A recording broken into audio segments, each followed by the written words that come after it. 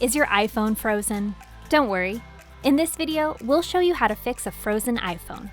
There could be a few reasons your iPhone screen is frozen.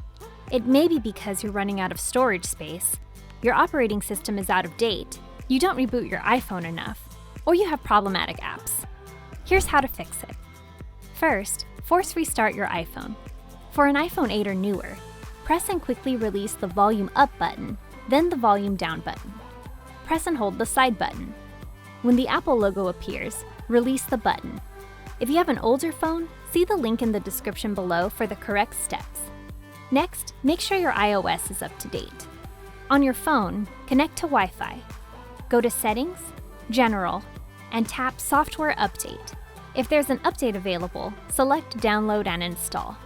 If it's a storage issue, you'll want to free up some space.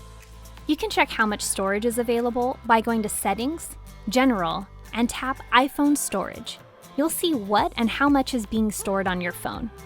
From there, you can delete or uninstall whatever you feel is not being utilized. If none of that works, it may be time to reach out for reinforcements. For professional help fixing your tech, visit Asurion.com. And don't forget to like and subscribe to our channel for more tech tips.